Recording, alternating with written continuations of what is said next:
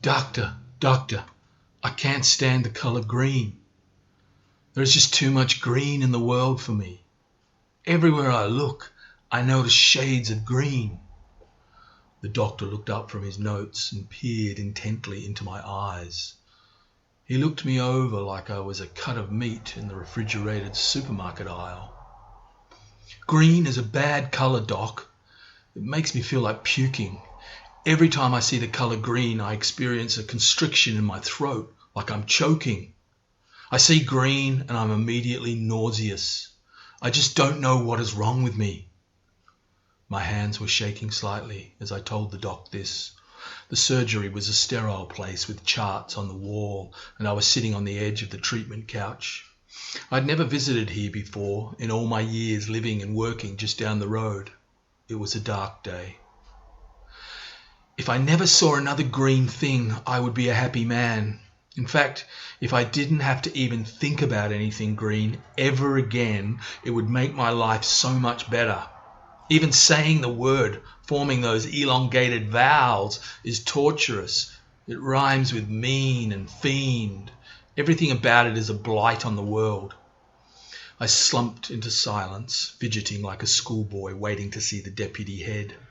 The doc prodded my neck and gestured if I had any pain around my glands. He was a taciturn kind of guy, not one for a lot of idle conversation, it seemed.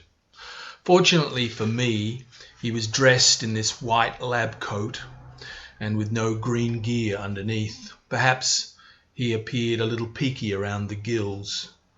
Pulling out his stethoscope, he leaned in to place the cold metallic disc against my chest, while listening in to what my cardio system had to say. "Any good news, Doc?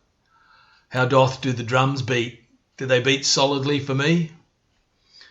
The doc smiled weakly and went about his business, moving that sensitive instrument to various places about my torso.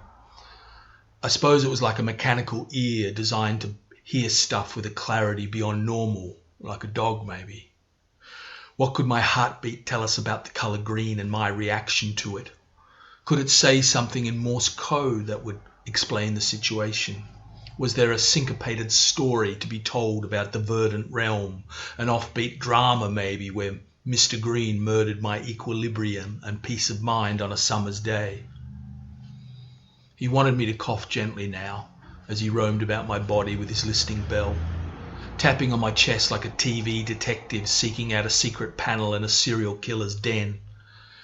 I had watched enough episodes of The Good Doctor to know what to expect. The diagnostic tools and techniques employed by the medical profession had not changed all that much over the years, not at the GP level at any rate. I used to be in Green Faction at school when I was a kid. If truth be known, it was my favourite colour growing up. I would have been in Slytherin in Harry Potter speak. It's strange how things can change. Maybe you can have too much of a good thing. Yes, spearmint milkshakes were my go-to drink in the milk bars of yesteryear. No, I didn't like peas or silver beet, but I was partial to green beans on my plate.